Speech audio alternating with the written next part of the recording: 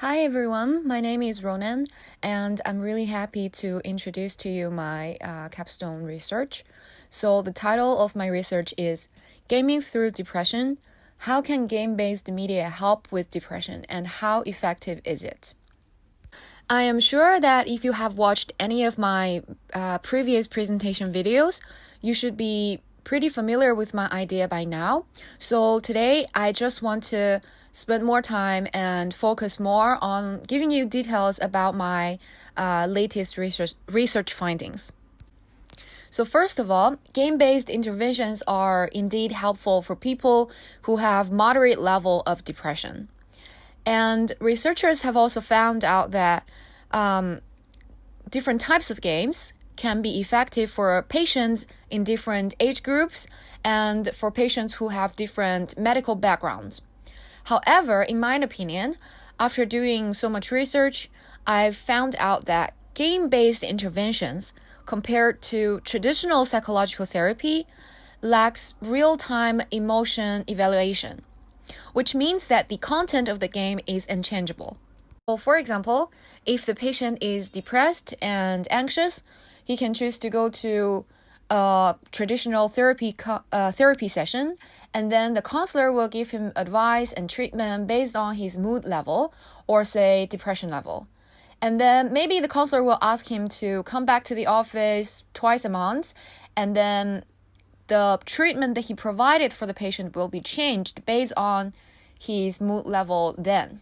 However, if a patient with moderate depression choose to use game-based interventions and to gain some self-help skills, the content of the game won't be changed, which means that no matter how high or how low the level of the patient's depression is, the treatment or the advice, the suggestions that the game provide won't be changed at all. So in simple words, traditional counseling therapy is a very complicated process, and the treatment are various based on the patient's status. However, game-based interventions is more of a linear progress, which means that the patient is simply repeating what they have done and learning the skills which they have already learned. So how did I arrive at this idea? When I'm doing the case studies, I found out that the game-based interventions that are existing right now can be divided into two different parts. The first type is the programs that are created by professional therapists and researchers, and they are designed explicitly for people who have depression, such as Sparks. And the second type is more general. It's just general entertainment games. However, there are also a lot of players that reported that these games help them release their depression in some level. Let's talk about the first type of game-based interventions. So I have given an example of a game called Sparks. This game is designed by a group of professional researchers and also clinicians in Australia. And this game is designed explicitly for teenagers who have moderate level of depression. And on their website, the clinicians have also given very clear instructions saying that each level of the game would take about half an hour, and it is recommended that the patient do them 1 or 2 levels 1 week. So in another website, there is another part of the website called Check Your Mood. And in this part, the user can see a slider, and then they can choose their mood level using this slider on their own. So this slider is the only method in this program that can check on the patient's mood and also for the clinicians to keep track of the user's mood level as well, which give it several limitations. First of all, the patient could probably just lie about their mood. Maybe they feel extremely depressed today, but they can still choose that I feel okay, and no one will be able to verify that. And the second limitation is that no matter which level of the slider that you choose, the content of the game is the same.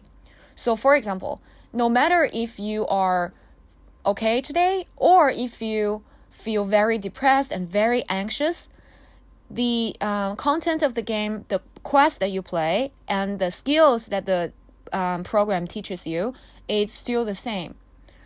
So, which means that this slider is kind of useless at this point. We can actually compare this to traditional counseling therapy. So, in a traditional therapy, when the patient goes in to see a doctor, they should take several pages of questionnaire to record their mood level. And then the therapist will, based on these documents, to give the patient various treatment and advice. However, in game-based interventions like this one, Sparks, although it is supported by a group of professional clinicians and professional researchers, they are still lacking of real-time mood evaluation, and the content of the game is not changing at all. So next, I want to briefly talk about the second type of game-based interventions, which is more general entertainment games that are also reported to be somehow helpful for people who have depression. The advantages of these games are that they are very engaging and appealing, because these games are not designed by professional clinicians, but they are designed by professional game designers. So even if you are not depressed, you can still enjoy these games. However, the disadvantages are also pretty obvious.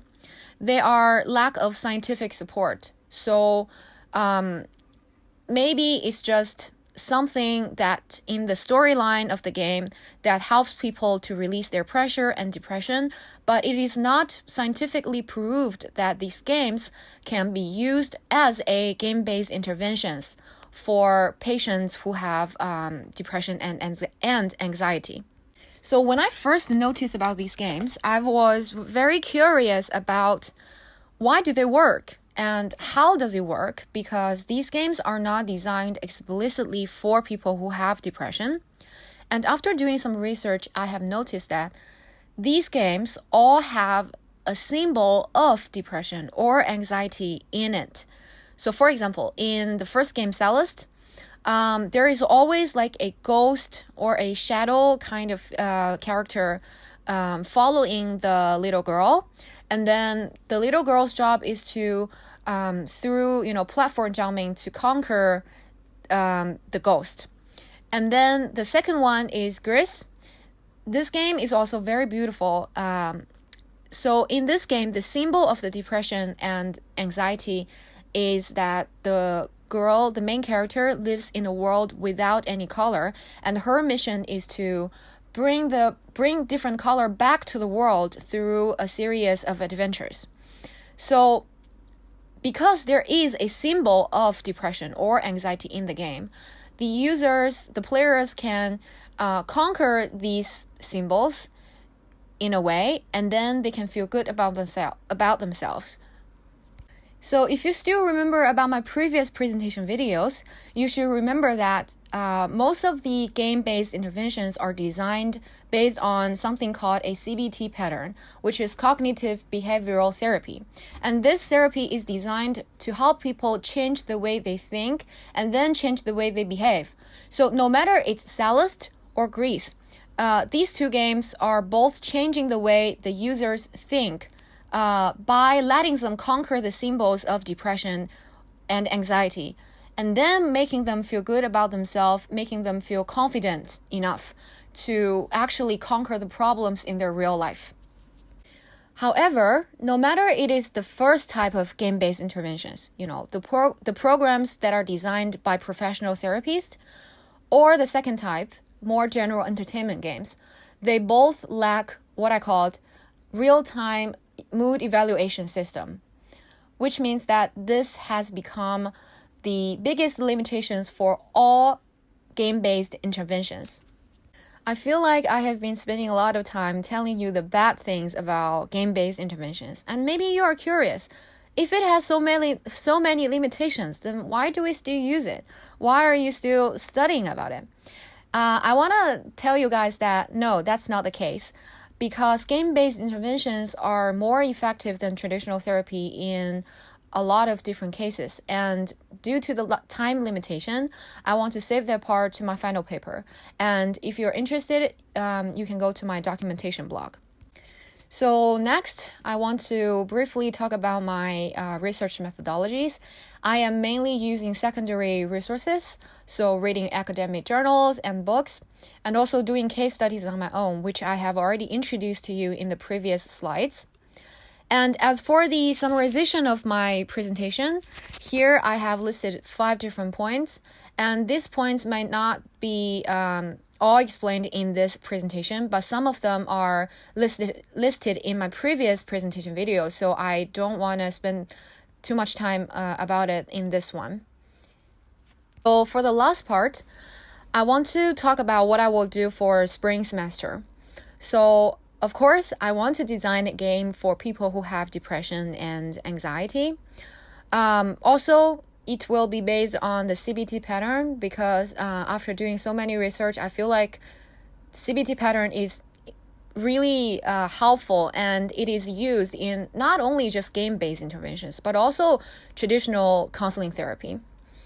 And however, the different things that I want to do in my game compared to the programs that are already existing is that, first of all, I want to create different storylines based on the user's mood level. So before the user start playing the game, I will let them check their mood. And then based on the level that they choose, the story will have different beginnings. And then the second part is that I also want to include mood evaluation within the game instead of just at the beginning of the game. So there will be probably some questions and with different answers, and each answer will be a trigger word for different mood level. And then based on the choice that the users made, the stories will be having different endings and stuff. That is basically what I have right now. I actually created a single storyboard for my game, but it is not very completed yet, so I'm just not going to show you guys today. I think that it is for my presentation. Thanks for your listening.